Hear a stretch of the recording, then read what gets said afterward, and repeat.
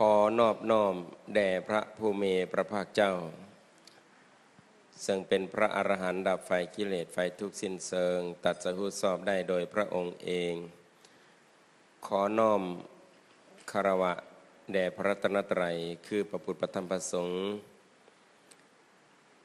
ขอน้อมบูชาคุณพ่อแม่ครูบาอาจารย์ที่ประสิทธิ์ประสาทความหู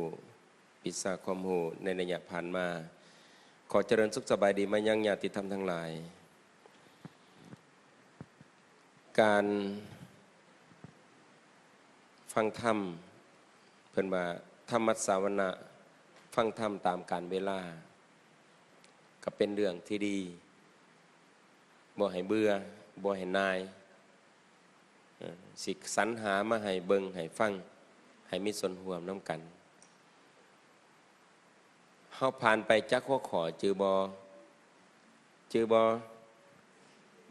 ผ่านไปแล้วจักหัวข้อ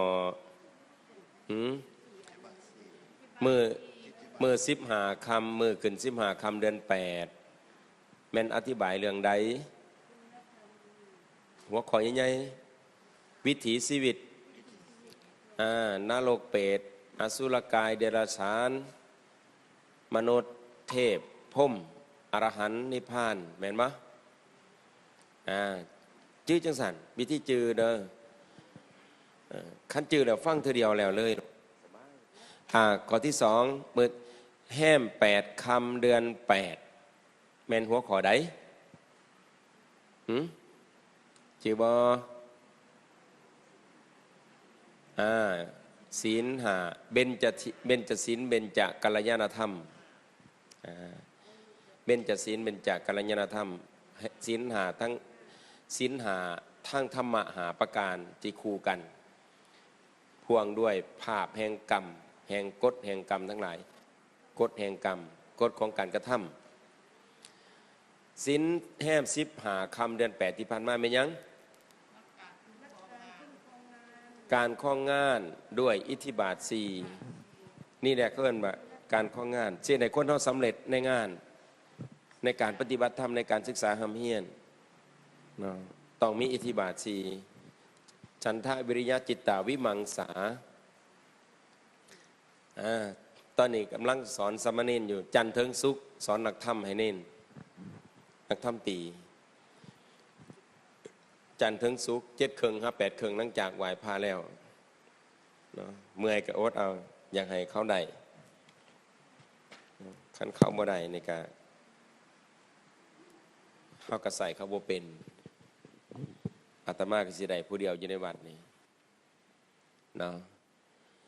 กับตัวนี้แหละสอนแต่ว่าอาจจะแบบใส่รูปแบบของการบรรยายคนขวาแบ่งหัวข้อให้ไปคนขวาเนี่ยมาบรรยายให้ฟังอยู่หน้าห้องแต่เฮานี่ฟังอย่างเดียวแต่ก็มีส่วนร่วมร่วมกันอิทธิบาท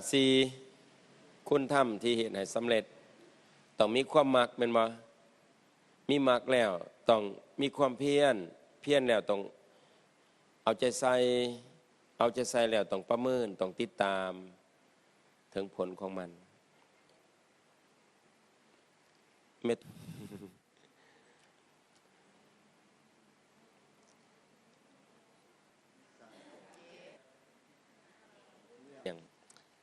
เข้าสู่ข้อขอธรรมเฮาวันนี้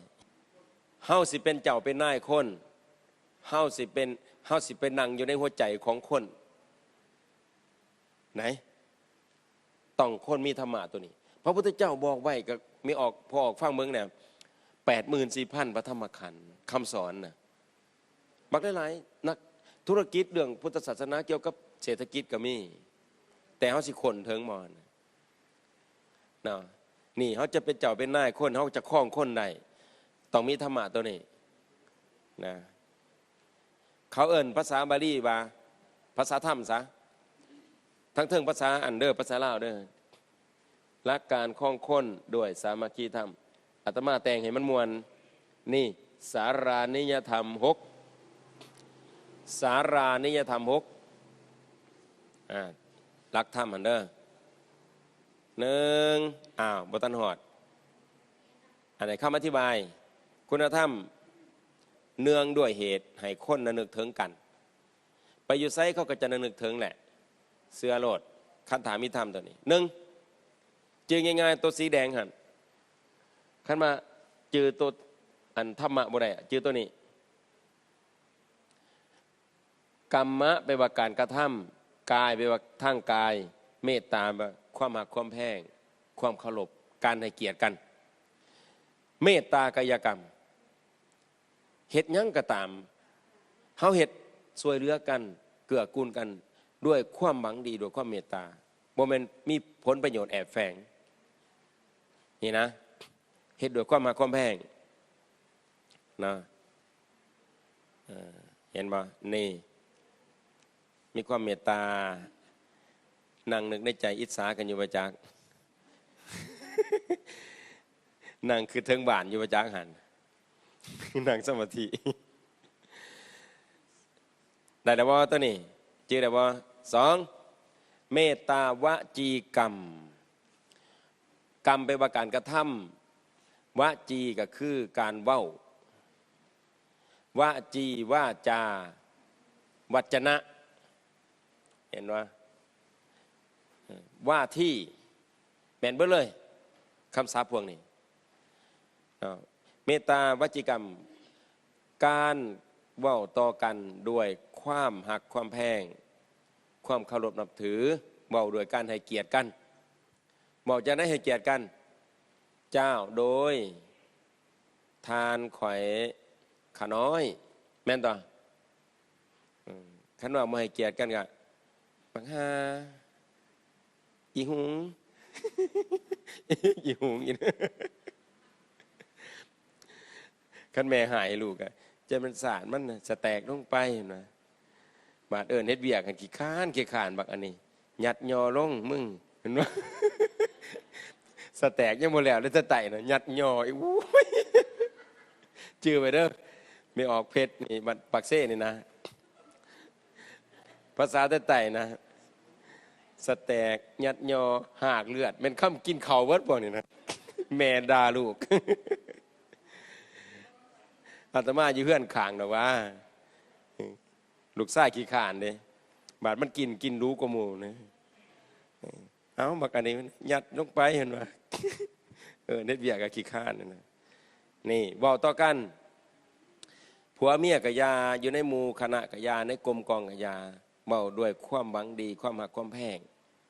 เนาะบ่ได้เบากระจุดกระจิตบ่ได้เบากระแทกแดกดันบ่ได้เบาติสินเน้นท่าไม่ใช่ว่าอยู่กับเจ้าก็น่ายกันเบาประจบประแจงบาดเจ้าน่ายนี้แหละรับหูแหละโอ้ยเจ้าน่ายกูนี่จะเป็นเข้มเหมือนมาขี่ทีเป็นนินท่าเจ้าน่ายนี่จะเป็นเข้มบาดเจ้าน่ายมาเจ้าโดยเห็นไหมบ่เอาได้แน่นอนเลยนะ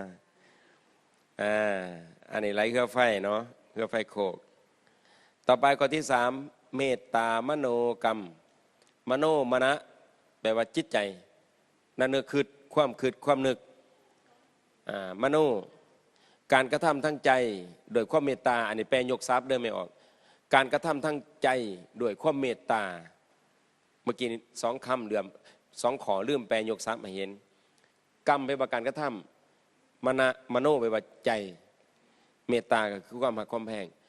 แปลยกทรัพย์การกระทำทั้งใจด้วยความเมตตาแปลสำนวนมาการคิดต่อกันด้วยความหักความแพงอันนี้แปลสำนวนเด้อสีฝ่ามันมีสองแปลยกทรัพย์ก็แปลสำนวนให้หูน้ำกันให้จ้าแจ้งเลยสมมาเฮามาเฮียนสมมาเฮามาเสียเวลาอดตะลับครับตะนอนปฏิบัติธรรมต้องมีความหูธรรมะขั้นใดนี่เว้ยไอจัวอายได้ไม่ออกเลยสอนไอจัวอยู่กับมือนี่มโนทั้งนั้นเลยนี่พวกนี้สี่สาธารณโภคีโอ้ยลืมขยายความเรื่องคิดเนาะโจไว้น้อยหนึ่งเนอะคิดคำว่ามโนนี่นะมาจิตคิดนี่นะมันจะคิดเรื่องกุศลคิดดีต่อกันกับคิดบดีตัวเมตตาเนี่ยมันคิดด่านดีเด้อเนาะคันคิดบดีก็เอิ้นอิจฉาริษยามิจฉาทิฐิมีความเห็นผิดมิจฉาทิฐิมีความเห็นผิด คิดอิสานิสญาอันนั้นก็เอิญมาคิดบดีเนาะขั้นทั้งถ้ำเขาคำหนึ่งว่าจะไหนมโนทุจริตการกระทำทั้งจิตที่บดีจะสิว่าจิตบริกระทำไหนญาติธรรมทั้งหลายจิตเท่านี้แหละกระทำก่อนมาสิบอกออกมาทั้งดีทั้งหายก่อนสิกระทำออกไปทั้งดีทั้งหายจิตนี่การกองก่อนแล้วจิตนี่คืดก่อนแล้วอย่างเช่นจิตคือจังหายสามเณรองค์นี้ก็บอกหาออกมาหน่อยจังสันมันโตมันสาการดิทั้งแพทย์ก็เป็นมาศูนย์กลางประสาทนี่อินทรีย์อินทรียะเนี่ยมันสาการมันสั่งการออกมาเลยเนาะต่อยเข้าแม่ตีเข้าแม่ด่าเข้าแม่นี่แม่นเอ้ยย่องเข้าแม่อย่างสินะประจบประแจงแม่มันจิตทั้งนั้นได้เป็นผู้บอกเนาะพระจึงบอกว่ามโนบุพพังคัมมะธรรมามโนเศรษฐามโนมายาทำทั้งหลายมีใจเป็นใหญ่มีใจเป็นหัวหน้าและสำเร็จได้ด้วยใจเห็นไหมมูฮันล่าว่าจะไหนจิตเป็นนายกายเป็นเบาแสดงมาจิตเป็นผู้สั่งกายเป็นผู้กระทำตามความหมายของมูฮันเท่ากับเกงไหนบอกภาษาลาวอยู่แต่ว่าเทียบกับธรรมะได้สบายเลยนะข้อที่สี่สาธารณโภคีสาธารณะไปบ่ตัวไปเห็นบ่สาธารณรัฐประชาธิปไตยประชาชนลาวนะเอามาจากบาลีทั้งนั้นได้ไม่ออกเลยผักในร้านเท่านั้นสื่อประเทศนะประเทศสาธารณรัฐประเทศปวงชนประเทศทั่วไปไหมประเทศสาธารณรัฐรัฐเพื่อประชาชนเนี่ยประชาธิปไตยมีความเป็นใหญ่มีความเป็นเอกราชบ่เป็นอาณานิคมของคนไหนบ่เป็นคอโลเนลของประเทศอื่นเห็นว่าประชาธิปไตยประชาชนลาวประชาชนลาวเป็นเจ้าเห็นบอกพรรคในร้านเขาตั้งซื้อประเทศเอาตามภาษาบาลีทั้งนั้นเลยไหนคำขวัญของประเทศกันสันติภาพเอกราชเอกภาพประชาธิปไตยเอกภาพพัฒนาถาวรเห็นไหมคนอ่านไหนซื้อประเทศกับคำขวัญนั่นนี่คือการสาธารณะเป็นว่าทั่วไปโภคีกับโภคทรัพย์อันนี้แปลยกทรัพย์มาเห็นบาทแปลสำนวนก็คือได้สิ่งใดมาได้ผลประโยชน์แนวใดเกิดขึ้นในหมู่คณะกระแบ่งปันกันอย่าไปกินผู้เดียวอย่าไปเอาผู้เดียวโตนี่แหละค้นพิษกันนะโมเวนเมตตาภะเกี่ยวมาใส่อาตมาในวันนี้บอกไปไล่บทนอนมาจักสองเถาบทนอนอยู่บ่ได้ได้บอกว่าตัวทีบ่ได้คนผิดกันตัวนี้พระพุทธเจ้ากันไม่เบิดเลยกันเฮาสิเอาธรรมะมาใส่นี่แบ่งกันกินแบ่งกันใส่แบ่งกันกินบ่ให้แบ่งกินกันปันกันกินบ่ให้ปันกินกันเห็นไหมขั้นถามว่าผลประโยชน์ลงตัวเลยรับประกันเลยนี่แหละจึงเอิ้นว่าธรรมะสามัคคีนะบ่มีคำมาผิดกันเห็นบ่ตาโปสุโขเทวาสัพเพสังสังฆโพตานังสามัคคีบุติสาธิกาความพร้อมเพรียงของหมู่คณะนำความสุขให้สำเร็จเพิ่นก็กล่าวไว้ในบาลีพุทธพจน์นะนี่เห็นปะนี่ต้นกระพึกมาแล้วอันตรายเลยตัวนี้ ต้นภาพนี่ขั้นบ่ลงตัวเนี่ยเอาเนี่ยห้องในแห้งได้ผู้หน่อยกับพ่อผู้หน่อยผู้ใหญ่พ่อผู้ใหญ่ได้เรื่องก็มันนี่ห่างหันธุรกิจการงานคือกันอันเดียวกันจะสิขึ้นแต่ว่าอยู่ในวัดในมหาธรรมะเนี่ยมันกระจรกระจายไปทั่วมุมมองของสังคมเนาะข้อที่ห้าศีลสามัญญตาศีลไปว่าปกติสามัญไปว่าทั่วไปเนาะสามัญญตาไปว่าทั่วไปเนาะเพื่อทั่วไปเพื่อหมู่คณะเพื่อส่วนร่วมความหมายนะสามัญนะเพื่อส่วนร่วมไหนมายกทรัพย์มาเนี่ยประพฤติตนให้เหมือนกันเหมือนเขาจากสิแหละคือเขาห้ามศีลแปดกับศีลแปดเวิร์ดผมมีไผว่าโอ้ยข่อยนอนอยู่นี่วัดนี่คืนนึงแต่ข่อยจำศีลแปดข่อยสิเอาแต่หาขอเด้อข่อยสิเอาแต่อันนั้นปาหน้าหอดกับบิการะโภคข่อยบ่เอาเด้อข่อยสิอดข้าวบ่ได้บ่แม่น ต้องเอาเบิดกันคือกันหมดเลยศีลสัมมัญญาตาประพฤติตนเสมอกัน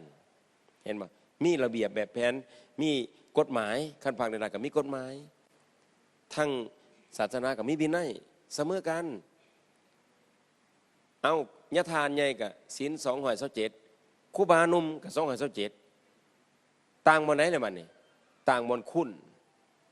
ญาทานใหญ่บวชดลปรมีบุญญาสมภารสูงศรัทธาอุตนิยมล้นเหลือแต่ครูบาน้อยศีลเท่ากันไหนแต่ปรมีต่ำกว่าเห็นบ่นี่เจอศีลสัมมัญญาตาไหนเสมอกันเหมือนกันพวกเขานี่แหละเอาลองมึงก็ได้กันอย่างเช่นผัวเมียอยู่น้ำกันเมียนี่นอนเฝ้าเตะเฮือนผัวมันไปเที่ยวสินะไปนอกใจโมเสมอกันเลยเป็นโมหะเซตเลยพิดกันเสื้อรถเห็นไหมนี่มันโมเสมอกันเพราะฉะนั้นต้องเสมอกันต่อไปทิฏฐิสามัญญตาทิฏฐิสามัญญตา